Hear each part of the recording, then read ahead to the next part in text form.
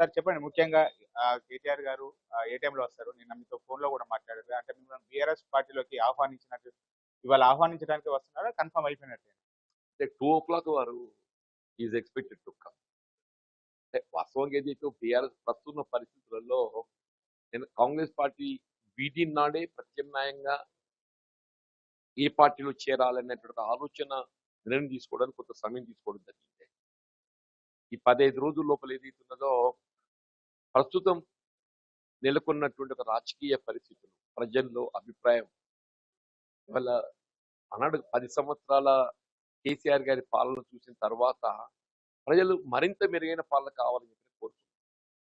కానీ వాస్తవంగా ఇవాళ కాంగ్రెస్ ప్రభుత్వం ఏర్పడ్డ ఈ 2.5 సంవత్సరాల కాలంలో రేవంత్ రెడ్డి గారు ముఖ్యమంత్రి అయిన తర్వాత ఏదైతే ఉందో ఇలా గత దశాబ్ద కాలం 10 సంవత్సరాల కంటే మెరుగైన పాలన మనం పొందుతాం అని భావించడమో, పొందాలని భావించడమో అది వాళ్ళు ఏమి తిరోగమన చర్యగా పోతుందని చెప్పండి. తిరోగమన చర్యగా పోతుంది. ఆనాడు ఏదైతే ఉందో కేసీఆర్ గారు ముఖ్యంగా గ్రామీణ ప్రాంతం వీళ్ళ కులం ఏదైనా కానీ అందరిది రైతాంగమే, రైతాంగం రైతు కూలీలు అని చెప్పండి. అటువంటి రైతాంగాన్ని పెట్టుబడి సమకూర్చాలనే ఒక భావనతోని దేశంలో ఎక్కడ లేని విధంగా రైతు బంధు కార్యక్రమాన్ని ప్రవేశపెట్టింది. అది వాళ్ళు నీరు గారుస్తున్నారు అని చెప్పండి. రైతు బంధు, రైతు భరోసా ఏదైనా కానీ మనం వ్యవసాయం ఆరంభం లోపల దాన్ని సమకూర్చాలి. వీళ్ళ పంట చేతికి వచ్చే సమయాన్ని కూడా నువ్వు పెట్టుబడి సమకూర్చలేకపోతున్నావు చెప్పండి. రుణమాఫీ అనేది ఏదైతే ఉందో అది పూర్తి స్థాయిలో అమలు చేయగలిగినప్పుడు మాత్రమే రైతుకు సంతృప్తి కలిగిస్తుంది.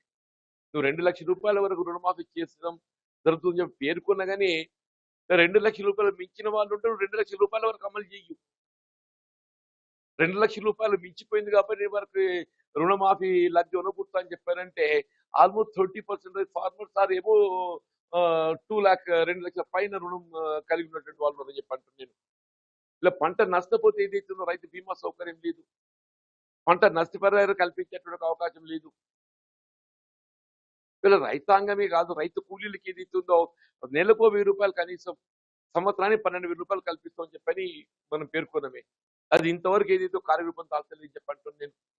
ఇలా బలహీన వర్గాలు ప్రధానంగా ఏ వర్గం కూడా చెప్పంటున్నా. ఆనాడు ఏదైతుందో వీళ్ళ గొర్రెల కాపర్లకు వీళ్ళ గొర్రెల పంపిణీ కార్యక్రమాన్ని అమలు చేసింది. అది కనుమరుగైపోయింది. వీళ్ళ ముదిరాజులు గంగపుత్రుడికి ఏదైతుందో చేప విత్తనం పంపిణీ చేసే కార్యక్రమాన్ని అమలు చేసిండు. వీళ్ళు అదేదైతుందో కనుమరుగైపోయింది, దిశకు వచ్చిందని చెప్పండి. 2.5 సంవత్సరాల లోపల రేవంత్ రెడ్డి ప్రభుత్వం అన్ని రంగాల లోపల విఫలమైందని భావించవచ్చు అంటారా? మోస్ట్లీ వాళ్ళు ఏంటి ఒకటే ఉచిత రవాణా సౌకర్యం కల్పించడం జరుగుతుందనేటువంటి ఒక అంశం. 200 యూనిట్ల వరకు ఏదైతుందో గృహ అవసరాలకు విద్యుత్ సౌకర్యం కల్పిస్తామని పేర్కొంటుండే. కానీ అది కూడా ఏదైతున్నదో మళ్ళీ కొత్త వాళ్ళకి ఇవ్వటం లేదు. అది కూడా కొత్త వాళ్ళకి ఇవ్వటం లేదు అని చెప్పంటున్నాను నేను. ఇలా మన ప్రచార ఆర్భాటాలు తప్ప ముఖ్యంగా మనం తెలంగాణ రాష్ట్ర ఏర్పాటే ప్రధానంగా విద్యార్థులు, నిరుద్యోగ యువత, ఉద్యోగస్తులు, ఉపాధ్యాయులు చెప్పంటున్నారు. తెలంగాణ రాష్ట్ర ఏర్పాటు ఉద్యమం ఇలా విద్యార్థులు వాళ్ళు ఏ వర్గమే కానివ్వండి, దళితులు, బలహీన వర్గాలు, అల్పసంఖ్యాక వర్గాలు వాళ్ళకు ఉచిత ఫీజు రియంబర్స్మెంట్ కార్యక్రమాన్ని ఉమ్మడి రాష్ట్రం కాంగ్రెస్ పార్టీ అమలు చేస్తూ ఆరంభించింది. అది వాళ్ళు నీరు గార్చింది. చివరి కోర్టు ఏదైతుందో మొట్టికాయలు వేసి ప్రభుత్వం చెల్లించలేనప్పుడు మరి పేరెంట్స్ దగ్గర వసూలు చేయండి తప్పలేదు అని చెప్పే కాడికి వచ్చిందని చెప్పండి. కేరళ ఎన్నికల ప్రచారం లోపల తెలంగాణ మోడల్ తెలంగాణ లోపల ఎక్కడ లేని విధంగా అంటే ఉచిత బస్సు ఇవన్నీ మోడల్ గా ఉన్నది. కేరళ కూడా ఇటు తెలంగాణను చూసి నేర్చుకోవాలని చెప్పి ఇటు రేవంత్ రెడ్డి గారు ఎన్నికల ప్రచారం. అసలు కేరళకు మనకు పోలికే లేదని అని అంటున్నాను. విద్యలో వాళ్ళు ఎక్కడున్నో మనం ఎక్కడున్నామని చెప్పంటున్నాను. విద్యలో వాళ్ళు ఎక్కడున్నో మనం ఎక్కడున్నామని చెప్పంటున్నా. హెల్త్ సర్వీస్ లో వాళ్ళు ఎక్కడున్నో మనం ఎక్కడున్నామని చెప్పంటున్నాను. ఇక్కడ ఉన్నటువంటి మనం ప్రచార ఆర్భాటంలో వాళ్ళు లేరు, మనం ఉన్నాం ప్రచార ఆర్భాటంలో. అంతే తప్ప ఏదైతుందో కార్యాచరణ లోపల మనం ఎక్కడ కనబడతలేము, కార్యాచరణలో అమలు లోపల మనం ఎక్కడ కనబడతలేమని చెప్పి అంటున్నాను. అంటే ఖచ్చితంగా ఇప్పుడు వైఫల్యం చెందారు. మీరు కూడా పార్టీ మారడానికి ఖచ్చితంగా రేవంత్ రెడ్డి అని కారణం అని చెప్పుకోవచ్చు. 100%. ఎందుకంటే ప్రభుత్వ అధినేత ఆయన. ఇలా ప్రభుత్వానికి పేరు వచ్చినా ముఖ్యమంత్రి గారి వల్ల పాలన మెరుగుంది కాబట్టి ఆయనకి పేరు వస్తుంది. ప్రభుత్వం వైఫల్యం చెందిన కానీ ఏదైతుందో ముఖ్యమంత్రి గారు ఆశించిన ఫలాలు అందించలేకపోయింది కాబట్టి వైఫల్యం చెందిందని చెప్పిన భావించడం సహజమని చెప్పంటుంది. డెఫినెట్లీ రేవంత్ రెడ్డి గారు దీని యొక్క బాధ్యత వహించాల్సి ఉంది. మీరు కూడా నాడు మేనిఫెస్టో రూపకల్పన లోపల కీలక పాత్ర ఉన్నారు. తులం బంగారం కూడా మీరు ప్రవేశపెట్టినటువంటి పథకమే. అది కూడా మీ అంటే ఎక్కడ కూడా ఇప్పటి వరకు ఆచరణకు నోచుకోవడం లేదు కదా. ఒక విధంగా ప్రభుత్వం అధికారం రావటం లోపల అది కూడా ఒక భాగం. ఆడబిడ్డలకి ఏది ఇస్తుందో వీళ్ళ కేసీఆర్ గారి ప్రభుత్వం ₹1,00,000 కళ్యాణ లక్ష్మి షాదీ ముబారక్ అయితే కల్పించింది. అంతకంటే అదనంగా కల్పిస్తామని చెప్పని మనం ఆశ కల్పించడం. వీళ్ళ కార్యాచరణలో అది ఏదైతే ఉందో నోచుకోవటం లేదు. కార్యాచరణ నోచుకోవటం లేదు. ఇప్పుడు తులం బంగారం ఇంకొక ₹1,00,000 అదనంగా అవుతుంది. కేసీఆర్ ₹1,00,000తో అమలు చేస్తున్నాడు. నువ్వు అధికారంగా నీకు 1,00,000 ఎక్కువ ఇస్తావని చెప్పాను. ఇయ్యాలి కదా. వీళ్ళ పెన్షన్ ఉమ్మడి రాష్ట్రంలో ₹200 అమలు చేసిందే. ఆనాడు pension was only ₹200 per month ఉమ్మడి రాష్ట్రంలో. కేసీఆర్ గారు అధికారానికి వచ్చిన దాన్ని ₹1000 చేసిండు. Is increase to 5 times. మళ్ళీ 5 సంవత్సరాల్లో ఇస్ ఇంక్రీజ్ డబుల్. 1000ని 2000 చేసిండు. నువ్వు 2000 4000 చేస్తావని చెప్పాను. ఇంతవరకు కార్యరూపం లేదని చెప్పి అంటున్నా. ఇప్పుడు బీడీ కార్మికులు ఏదైతే దేశంలో ఎక్కడ పెన్షన్ సౌకర్యం లేదు. ఓన్లీ తెలంగాణ రాష్ట్రంలో పెన్షన్ సౌకర్యం ఉందని చెప్పి అంటున్నాను. ఇలా గిరిజనులు ఎస్టీ వాళ్ళకి 6% రిజర్వేషన్ 10% వీళ్ళు అమలు చేస్తున్నారని చెప్పి అంటున్నా. గిరిజనులకు వాళ్ళ జనాభా ప్రాతిపదికన కల్పించాల్సిన రిజర్వేషన్ సౌకర్యం ఆ ఉమ్మడి రాష్ట్రంలో కల్పించలేకపోతే తెలంగాణ రాష్ట్రం ఏర్పడ్డ తర్వాత కల్పించదలుతుందని చెప్పి పేర్కొని 6% ఉన్న రిజర్వేషన్ 10% అమలు తెచ్చింది వల్ల. అది విద్యా ఉద్యోగాలే కానీ స్థానిక సంస్థల ఎన్నికలే కానీ అన్నింటిలో ఏదైతుందో గిరిజనులకు ఇవాళ 10% రిజర్వేషన్ సౌకర్యం కల్పింపజేయడం జరుగుతుందని చెప్పి అంటున్నా. 10 సంవత్సరాల లోపల కేసీఆర్ దిగిపోవాలని చెప్పి పోరాటం చేసినటువంటి జీవన్ రెడ్డి ఇప్పుడు రేవంత్ రెడ్డి దిగిపోవాలని చెప్పి పోరాటం చేయడానికి సిద్ధమైనట్టు పరిస్థితి.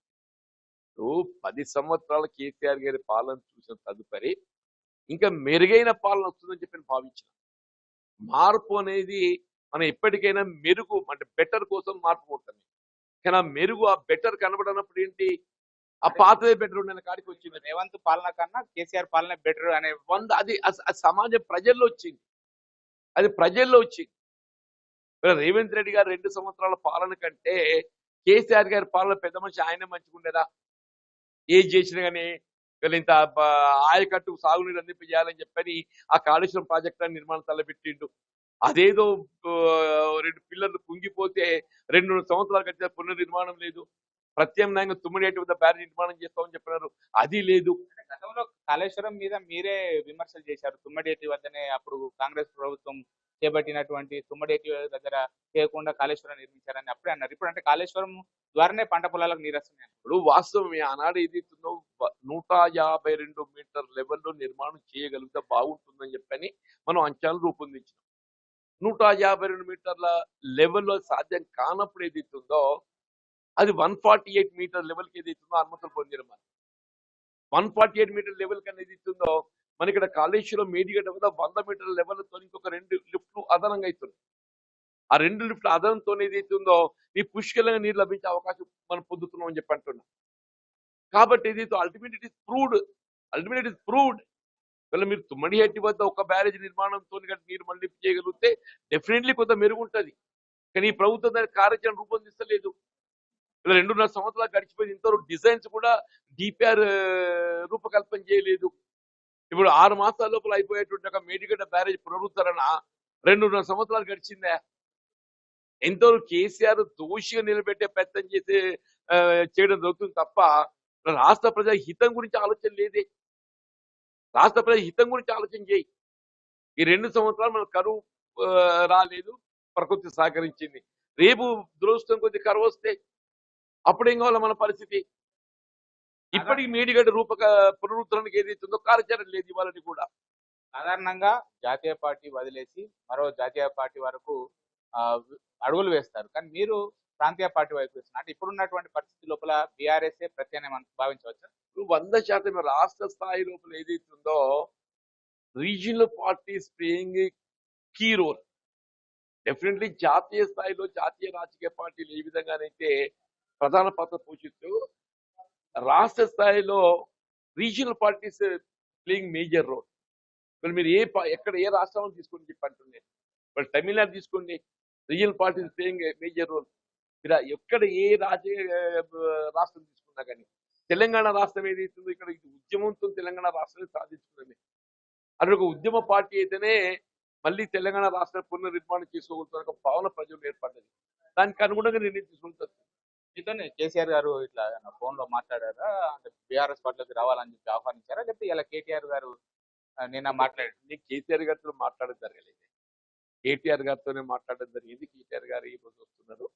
తప్పకుండా కేటీఆర్ గారు already I made up my mind already made up my mind దానికి అనుగుణంగానే దీంట్లో కేటీఆర్ గారు రావడం జరుగుతుంది. ఇలా భవిష్యత్తు కార్యాచరణ పార్టీలో చేరటం అనేది దాని కార్యరూపం ఇవ్వడానికి వాళ్ళు ఏ విధంగా నిర్ణయిస్తారో దానికి అనుగుణంగా ముందుకు పోవడం. ఎప్పుడు ఉండబోతుంది సార్ బీఆర్ఎస్ పార్టీలో? అది ఓన్లీ ఆఫ్టర్ ఈజ్ అరైవల్. ఇది ముఖ్యంగా అయితే పెద్ద ఎత్తున కూడా ఇటు రేవంత్ రెడ్డి ఏదైతే ఆ, అప్పటి బీఆర్ఎస్ ప్రభుత్వం పైన ఎన్నో ఆశలు ఉండేవి. ఆ ఆశలను కాంగ్రెస్ పార్టీ హామీలు ఆశలు నెరవేర్చారని చెప్పి భావించినా కానీ 2.5 సంవత్సరాల లోపల ఇప్పటి కాంగ్రెస్ ప్రభుత్వం కన్నా అప్పటి బీఆర్ఎస్ ప్రభుత్వమే హామీలు నెరవేర్చడం లోపల కీలక పాత్ర పోషించింది. ఇదే కారణంగా తాను బీఆర్ఎస్ పార్టీలోకి వెళ్ళడానికి మొత్తం నిర్ణయం కూడా అయిపోయింది. ఈ రోజు కేటీఆర్ ఇక్కడికి వచ్చిన తర్వాత అతనితో సమావేశమైన తర్వాత సార్ ఇప్పుడు ముఖ్యంగా అంటే మీకు అంటే ఇవన్నిటితో పాటుగా ఇక్కడ సంజయ్ కుమార్ కూడా అంటే మీరు ఇంతకు ముందు కూడా సంజయ్ కుమార్ పైన ఇక్కడ కీలక వ్యాఖ్యలు చేశారు. ఆ బీఆర్ఎస్ పార్టీ లోపల ఉన్నట్టున్న అనుకుంటూనే కాంగ్రెస్ పార్టీలో చేరాలని చెప్తున్నటువంటి పరిస్థితి కాదు. మీరు ఫిరాయింపుల దాని మీద పెద్ద ఎత్తున కూడా పోరాటం చేస్తున్నారు. అంటే వాస్తవం కూడా కాంగ్రెస్ పార్టీ రాహుల్ గాంధీ గారు ఏదైతుందో 10th షెడ్యూల్ మరింత బలోపేతం చేయాలని చెప్పి భావించి తలంచింది. మరి అటువంటి యొక్క రాహుల్ గాంధీ గారి యొక్క ఆలోచనకు భిన్నంగా రాష్ట్ర ప్రభుత్వం రాష్ట్ర పార్టీని తీసుకోవటం ఏదైతుందో అది కొంత నా కొరకనే కాదు, స్థానికంగా రాష్ట్రంలో ఉండేటువంటి యొక్క దశాబ్దాల తరబడి పార్టీ నిర్మాణం కొరకు బలోపేతం కొరకు పనిచేసిన కార్యకర్తల్లో నిరుత్సాహాన్ని పెంపొందించింది. దాని పరిణామం ఏదైతుందో ఇవాళ పార్టీ ఒక విధంగా నిర్వీర్యం కావడానికి అది కూడా కారణం అని చెప్పట్టు నేను. ఇప్పుడు ఎవడైతే 10 ఏళ్ళకి కష్టపడ్డాడో వాడు దాని ఫలాలు పొందాలని చూస్తాడే. ఆ 10 ఏళ్ళకి కష్టపడ్డాడు పొందాల్సిన ఫలాలు అని లభించకుండా పొందే అవకాశం లేకుండా ఎవడు ఇవ్వాలొచ్చిన కల్పిస్తామని చెప్పి చూస్తే ఎట్లా కూర్చుంటారే. That's also one of the reason party నిర్వీర్యం కావడానికి. అంటే మీరు చాలా సార్లు కూడా సంజయ్ కుమార్ మీద ఇటు పార్టీ ఫిరాయింపుల మీద పోరాటం చేసేటప్పుడు మీ కార్యకర్తలకు కూడా మిమ్మల్ని నమ్ముకున్నటువంటి వాళ్ళకు కూడా న్యాయం చేస్తామని చెప్పి అధిష్టానం భరోసా ఇచ్చింది. వీళ్ళు ఇచ్చిన దాని కార్యరూపం దాన్ని అమలు చేయలేదు. మీరు అనేది కరెక్టే, ఆ భరోసా ఇచ్చింది. కానీ అమల్లో ఏదైతే ఉందో అది కార్యాచరణ అమలు తీసుకురాలేదు. విధి లేని పరిస్థితి లోపల ఏదైతే ఉందో కాంగ్రెస్ పార్టీ వీడే పరిస్థితి ఏర్పడదని చెప్పండి. కాంగ్రెస్ పార్టీ లోపల ఇటు అంటే అధికారంలోకి వచ్చిన తర్వాత ఇలాంటి లబ్ధి చేకూరడంతో పాటుగా ప్రతి క్షణము కూడా తను అవమానాల గురించి బాధపడ్డాను, అవమానాలకి గురయ్యానని చెప్పి తనకు నమ్ముకున్నటువంటి కార్యకర్తలు 10 ఏళ్ల లోపల ఎన్నో పోరాటాలు చేశారు. బీజేపీ బీఆర్ఎస్ కు యాంటీగా అలాంటి కార్యకర్తలు ఇప్పుడు ఏ పదవులు లేకుండా ఉన్నారు. ఏదైతే బీఆర్ఎస్ పార్టీ లోపల పదవులు అనుభవించారో ఆ పదవులు అనుభవించిన వారికి ఇప్పుడు కాంగ్రెస్ పార్టీ లోపల పదవులు వస్తున్నాయి. ఇదే తాను నిరాశ నిస్పృహలకు లోనైనటువంటి పరిస్థితి ఉన్నటువంటి నేపథ్యం లోపల ఇప్పుడు పార్టీ వీడడము అనేటువంటిది ఆల్రెడీ రాజీనామా చేయడం అయిపోయింది. తర్వాత ఇప్పుడు బీఆర్ఎస్ పార్టీ లోపల ఇటు కేటీఆర్ గారు కూడా జీవన్ రెడ్డి గారితో మాట్లాడడం జరిగింది. 2 గంటలకు ఇక్కడికి వచ్చిన తర్వాత జీవన్ రెడ్డి గారితో సమావేశం అయినటువంటి నేపథ్యం లోపల ఇటు ఉమ్మడి కరీంనగర్ జిల్లాకు సంబంధించినటువంటి మాజీ మంత్రులు మాజీ ఎమ్మెల్యేలు అందరూ కూడా సమావేశం అయిన తర్వాత జీవన్ రెడ్డి డిమాండ్స్ ఇటు కేటీఆర్ గారికి విన్నవించేటువంటి అవకాశం ఉన్నది. దాని తర్వాత పార్టీ లోపల ఎప్పుడు చేరేది అనేటువంటిది తర్వాత ప్రెస్ మీట్ అనంతరము నిర్ణయం వెలువడించేటువంటి అవకాశం ఉన్నట్లయితే